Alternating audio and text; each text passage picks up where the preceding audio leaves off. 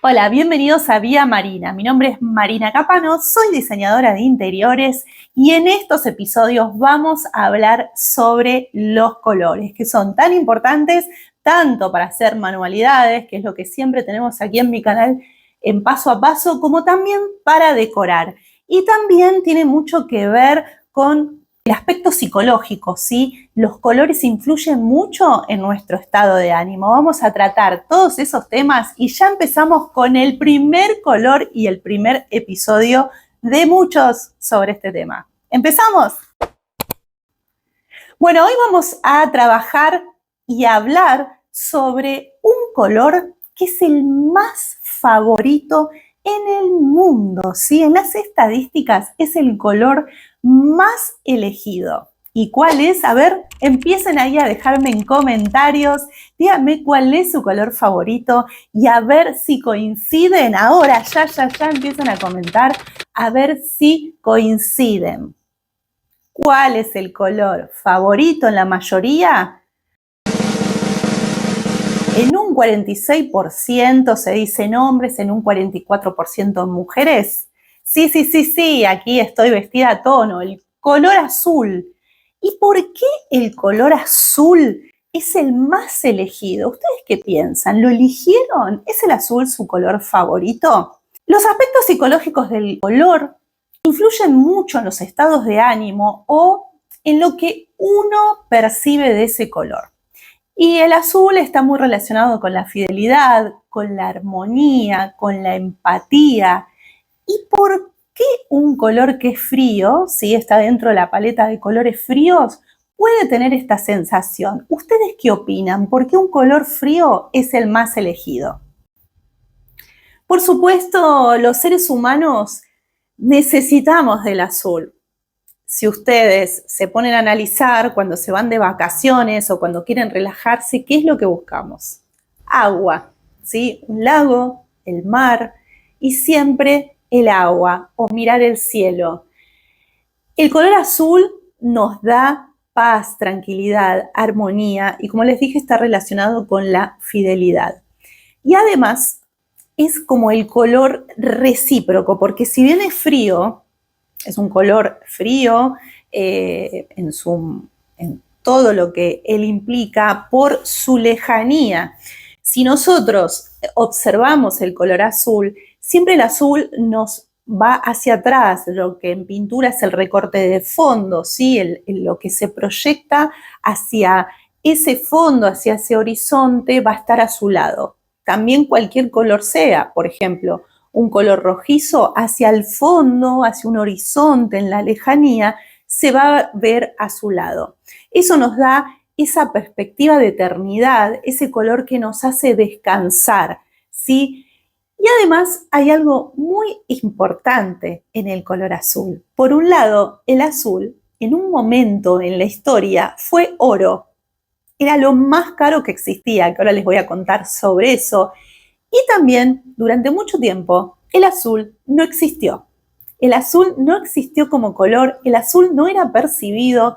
No sabemos si el azul comenzó a existir a partir de que se creó esa palabra, porque existen las cosas si no tienen una palabra para definirlas. ¿Qué están antes, la lengua o el habla? ¿Qué pasa con un objeto si no tiene nombre? ¿Qué pasa con una persona si no tiene nombre? ¿Existe? Nosotros le ponemos nombre a todo. Tendemos al animismo a darle un nombre, una entidad a cualquier objeto o a cualquier cosa que nosotros veamos, ¿sí? Hasta nombres fantasía. Es así que los azules hoy en día hay un montón y tienen muchísimos nombres. Tantos nombres que les ponemos nosotros, como también nombres que les ponen las marcas a través de pigmentos. Así que les voy a contar estas dos historias, por qué antes no existía el color azul y por qué es el color que no existe. ¿Quieren saberlo? El azul es totalmente transparente, por eso el agua, cuanto más profunda, se ve más azul. Los seres humanos necesitamos de ese color azul. Y también es un color que realmente no sabemos si existe. ¿Por qué? Por cómo lo percibimos en el cielo y también Porque si uno ve, por ejemplo, un florero que no tiene agua, se percibe transparente. Y cuando tiene agua también se percibe transparente. Es decir, que es un color que está relacionado con la transparencia, ¿sí? Y lo que se ve a través del azul son las cosas que están en él, ¿sí? Es un color totalmente especial. Además, llega un momento que en la profundidad todos los colores desaparecen de él y en la lejanía son envueltos en el color azul. Nuestra experiencia nos dice que si surgen grandes masas de algo transparente, surge el azul, color de las dimensiones ilimitadas. El azul es inmenso y si nos ponemos a pensar en algo profundamente azul, es obviamente nuestro planeta Tierra, el planeta donde se ve completamente azul desde el espacio. Ahora les voy a contar por qué el azul no existía antes. ¿Lo vemos?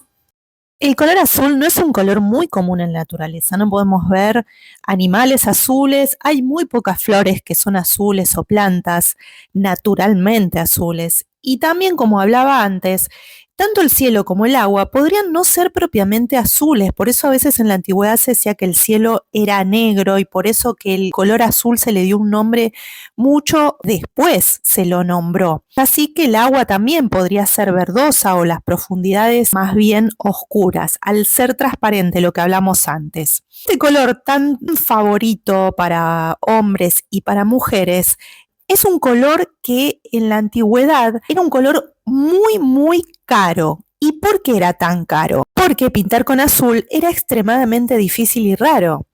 Porque no había muchas fuentes usables, es decir, flores azules eran difíciles de conseguir como para poder hacer el pigmento. Y para teñir las cosas de este color se complicaba. Empezaron a aparecer en la historia hace aproximadamente unos 6.000 años los pigmentos azules, cuando las personas empezaron a desarrollar colorantes a base de lápiz lazuli, esta piedra semipreciosa, extremadamente rara y cara, combinada con otros ingredientes como calcio y piedra caliza, podían generar otros pigmentos azules saturados, y fue así en el Antiguo Egipto, donde se empezaron a ver estos colores. Azul entonces empezó a ver como un pigmento sintético en el Antiguo Egipto, cuando estaba compuesto por una mezcla de sílice, cal, cobre y un poco de álcali. Y fueron ellos también, los egipcios, los primeros en nombrar el color, aunque en el primer lugar la palabra usada para el azul era la misma que para el verde. Luego en Europa el azul ultramarino fue un color que se hizo muy popular moliendo lapislázuli y el nombre proviene del latín ultramarinus, que quiere decir más allá del mar. Fue importado a Europa de las minas remotas en Afganistán por comerciantes italianos. Entonces ahí empezó a hacerse más popular el uso del azul, pero era extremadamente caro. Al pigmento azul le tocaba recorrer un extenso camino de más de 5.600 kilómetros atravesando montañas, desiertos y el propio mar Mediterráneo, que uno lo ve y ese azul mediterráneo es increíble. ¿Pero existe realmente ese azul mediterráneo? Entonces esto hacía que este pigmento fuera extremadamente raro y caro y era reservado exclusivamente para los pintores más reconocidos y para plasmar las imágenes más divinas o importantes, como era todo lo que eran las mantas de las vírgenes, esos cuadros tan famosos que podemos ver en muchos museos de Europa. Una onza del color equivalía a una onza de metal precioso, así que imagínense lo que salía este color azul. Más adelante, exactamente en el año 1704, un fracasado alquimista, Conrad Dippel, buscaba en su laboratorio de Berlín, en Alemania, un elixir de la vida. Este aceite de Dippel pretendía ser una medicina universal, pero este brebaje fracasó y fue usado durante la Segunda Guerra Mundial para hacer el agua imbebible y deshidratar a los enemigos. Esta mezcla creada era una destilación de cuernos, cuero, marfil y sangre descompuestos a las que se le agregaba Potasio. ¿El potasio? Potasio. ¿Qué? Potasio. ¿Qué? Potasio. Producía una coloración deseada para él. Entonces, este colorista tomó prestado un poco del potasio de Dippel, la cual estaba contaminada con sangre, y causó una reacción química muy compleja que dio como resultado un azul nuevo, fuerte y profundo que sorprendió al colorista, famoso azul de Prusia. Un nuevo pigmento puramente creado al azar, como todo, ¿no? Las grandes creaciones siempre surgen al azar.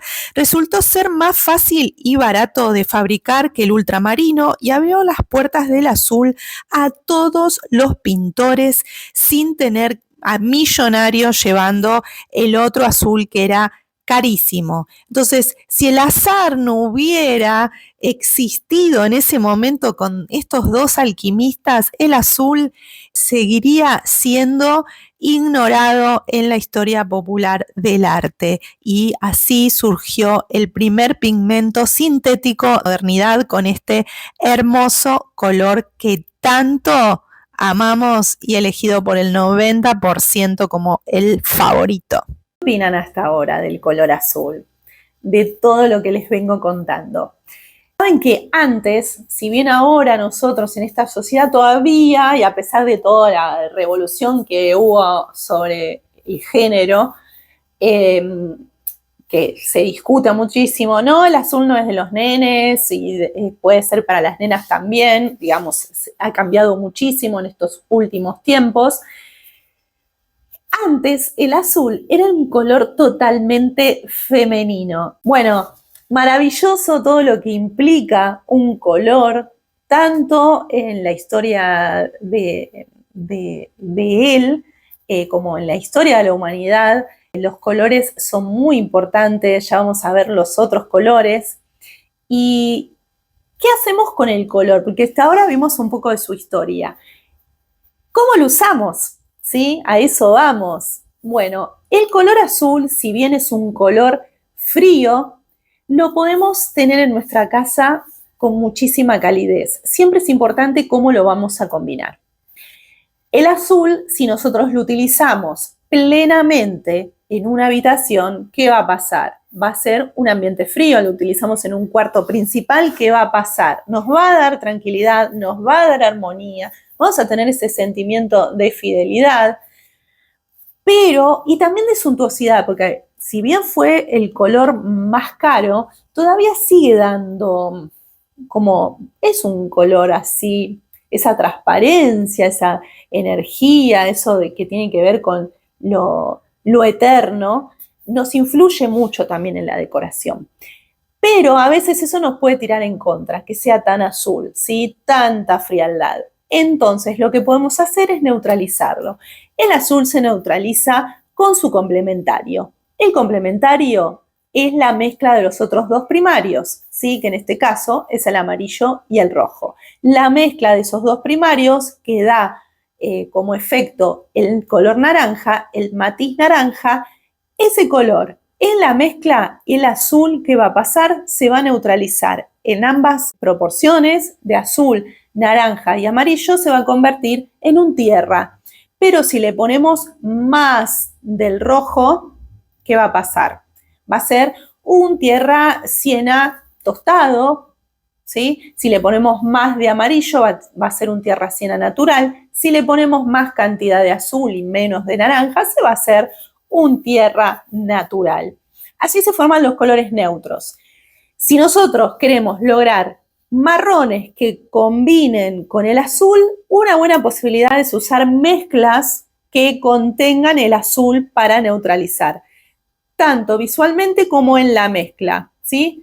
Siempre recuerden que para apagar un color, apastelarlo, si nosotros le ponemos en complementario más blanco, logramos un color pastel increíble. Y en la decoración, si nosotros ponemos toques térreos, ¿qué va a pasar? Va a complementar esa frialdad, va a ser el complementario, complementos, y podemos tener un complemento directo dividido, que después eso se los voy a explicar en otro video. Así que en todo lo que ustedes hagan, si quieren tener azul, complementenlo, tanto con tierras como con naranjas. Pero el naranja no tiene que ser el naranja como porque el color es muy relativo. Yo obviamente ahora les digo naranja o les digo azul, y ustedes en su cabeza, ¿qué les pasa? Ustedes pueden imaginarse el color como son ustedes. ¿Cuál es el naranja? Para ustedes, ¿cuál es el naranja para mí? ¿Sí? Es totalmente relativo, porque los colores también están llenos de la realidad social, no es lo mismo un naranja en Holanda, en Países Bajos, que en Venezuela, que en Bolivia o que en Uruguay. Estamos inmersos en costumbres y también en lo que vamos viendo. A mí me ha pasado mucho cuando voy a dar clases a diferentes países donde la paleta de colores también está relacionada con cómo somos y cómo es la sociedad. Aunque no lo crean, es así. Es como, por ejemplo, el picante en la comida. En México van a utilizar mucho más picante que acá en Argentina, que en Bolivia, están acostumbrados a otra cosa, o que en Turquía, o que en la India. Con los colores pasa lo mismo. Los colores tienen que ver, ¿vieron la paleta de Frida Kahlo, súper intensa? Bueno, hay lugares que no se usan tan intensos. Vamos a las casas de Ámsterdam más apagadas, vamos a las casas de Gdansk en Polonia, donde todo es color y cada color tiene su significado. El color es totalmente relativo, es maravilloso, a mí me apasiona. Así que el azul, ese color tan maravilloso, el más elegido, y lo afirmo que es el más elegido porque siempre que hago un seminario con un color azul, la gente se atrae mucho más. Pero a veces no el color azul pleno, creo que uno de los colores más elegidos es cuando tiene un toque de amarillo en esa mezcla que va a tender a los turquesas. Bueno, ¿les gusta el azul? ¿Se animan a combinarlo? Tenemos muchas más posibilidades, el color tiene muchas dimensiones, el matiz, la intensidad, en la escala de valores, ¿sí? La saturación, un montón de cosas, que eso lo tratamos en la escuela de teoría del color que tengo, que es súper económica, que la pueden hacer en cualquier lugar y ahí hacemos escala de valores, hacemos el círculo cromático, hacemos un montón de cosas. Vamos a seguir con estos episodios. Déjenme saber si les gusta, si les interesa la historia del color. A mí me apasiona cada color, todo lo que ellos implican. Y bueno, tenemos muchos colores para trabajar, tenemos muchos colores para que les enseñe a combinarlos. Después, además de lo que es ver cada color por separado, vamos a ir viendo tríadas de cómo combinarlos. ¿Qué nos sugiere? Por ejemplo, tenemos que decorar una habitación. ¿Qué tríadas nos convienen si es para un adolescente? ¿Qué tríada nos conviene para una habitación principal con un estilo decorativo? Por ejemplo, ¿qué paleta de colores uso si me piden un estilo shabby chic? Es muy relativo, es una palabra que voy a decir mucho con lo que tiene que ver teoría del color, tiene que mucho que ver la personalidad, por eso también le decía a los diferentes países, tiene mucho que ver con el estado de ánimo. Nosotros vamos cambiando los colores de acuerdo a etapas de la vida, tanto como en la historia del arte estaba influenciado con la situación social, influía en los estilos decorativos, en la moda, en todo. Y hoy en día, si bien todo es ecléctico, sigue influenciando. Los colores van y vienen, cada temporada tiene su color. ¿Y quién pone los colores de moda? ¿Quién pone los colores de moda? Bueno, eso es otra cosa que vamos a trabajar también en otro episodio. Cuéntenme si les gusta el color azul, suscríbanse al canal y toquen la campanita para enterarse de todo sobre los colores. Y también, por supuesto, vamos a tener más videos paso a paso y también más videos de viaje que se vienen un montón. Bueno, les dejo un beso grande y adiós.